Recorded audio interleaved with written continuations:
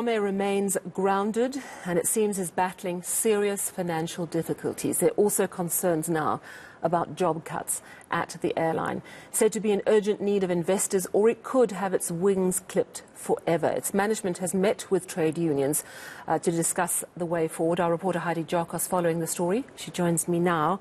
So Heidi, this meeting yesterday between Comair, the business rescue practitioners and the unions, when you say they're in big trouble, what does that mean exactly?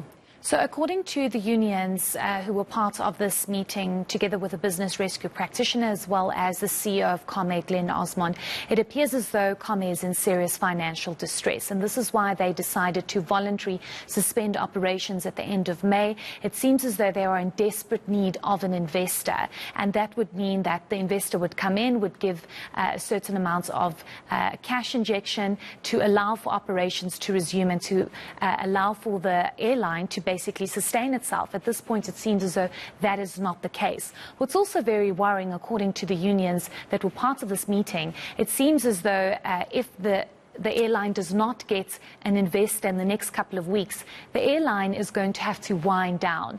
That could possibly mean the end of Comair. It could also mean job losses. And just given what's happened with aviation and the overall job markets, that is a very concerning picture. What's rather unfortunate is that we have not been able to ascertain how much money Comair needs and how much time they actually have to get an investor. Speaking to NUMSA today, who was part of that meeting, they've indicated that they've asked time and time again how much money is needed, how soon an investor is needed, and how dire the situation is. All they've been told is it's a matter of weeks, and that there's an urgent need for an investor to come in. We got a chance to speak to NUMSA's spokesperson. Let's listen to what she had to say. The attitude of the business rescue practitioner, Richard Ferguson, is one where we do not get a sense from Richard Ferguson that he is energized or that he is doing everything possible to save this airline. The attitude that you get is an attitude of obstinance, of stubbornness, of a refusal to cooperate, to be transparent, to bring all stakeholders into his confidence and be frank and honest about the efforts that they've made. As Labour, we certainly felt as if we were the ones who want this airline to be sustainable more than they do. We are fighting more than they are. And it's worrying.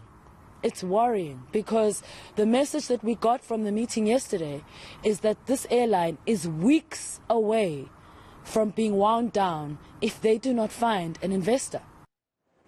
I know there's great concern about job cuts. I want us to quickly listen to the union solidarity as well, then we can carry on chatting.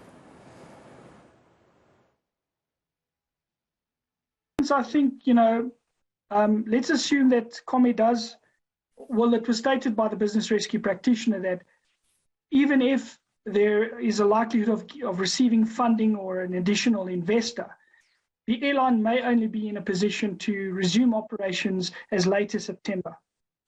And obviously, it's fair to assume that no employee would be able to survive such a break in service without any form of income. So what the parties have done to this extent is to encourage the company to approach the UIF to ensure that they can either make a short-time application or an application in terms of layoff. Also, we've requested that the company engage with the CCMA with regards to their training layoff scheme. And those are really fundamentally the things that we can bring to the table at the moment. A lot of this is beyond the control of the trade unions or the employees themselves. Yeah, so real concern for the airline as a whole, possible job losses. But of course, there are also people sitting with tickets. You've got some news on refunds. Tell us more. Yes, Sally. So I think that's a big concern, especially because they had a big sale, I think 2 or 3 days just before they decided to voluntarily suspend operations. But what we do understand is that British Airways has arranged for any of its international customers who had booked regional domestic connecting flights with Comair to be reaccommodated on South African Airways flights. So anybody who's booked those specific flights need to just reach out, and any affected customer who would like to rebook may also contact their international contact center, and those who have booked on Kulula.com, they can get a refund, and they will most likely get a refund by the end of this week. So there seems to be some kind of plan for those that booked on Kulula.com, and many customers will also be reaccommodated on SA. But just big inconvenience for many of these customers, because if you've booked for a specific day, now you have to call a call center where it's probably inundated with calls from customers trying to either cancel their flights or change, and it becomes very problematic. But Comair says they're trying to deal with it as best as possible. Look, it's good to know that other airlines are trying to step into the breach. Let's hope they're offering tickets at the same price, because it seems distinctly unfair to me if you booked a ticket with Comair 3 months ago, got a nice fare, and now through no fault of your own are having to make a last-minute booking. You shouldn't be penalised by another airline. After all, this is affecting the overall trust issues that we're starting to have with domestic airlines. So it's actually in everyone's interest that our customers are looked after here. Yes. I can only imagine the inconvenience. Good to know that the refunds, you say by the end of the week, Yes. Which is a lot quicker than with previous refunds. Yes. So that is good news. Let's just hope it is by the end of this week, Sally, because we do know that this was very sudden. Nobody expected this to happen. Another big thing is that we do know that the Competition Commission did meet with airlines last week to say you cannot be increasing prices unnecessarily. People are desperate. Of course, Comair has gone into voluntary suspension, but you need to be very careful and considerate and market related when it comes to increasing any of your prices. Yes, of course, demand is going to increase significantly, because you must remember there is no SA Express, there is no Mango at this stage.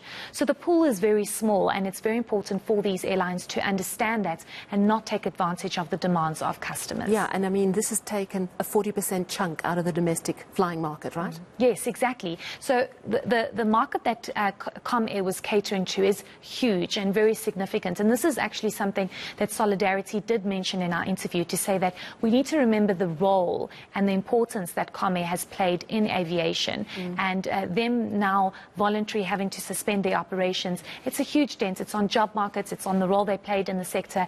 So hopefully they'll be able to get an investor. But it also speaks to the demand for perhaps another airline like Mango to come back. They are also going through a business rescue process at the moment, and that seems to be not progressing because they're also in need of funding. Yeah, it's all about the money at the end of the day. Thank you so much for that important update, Hadi Jakos there. Now, still to come.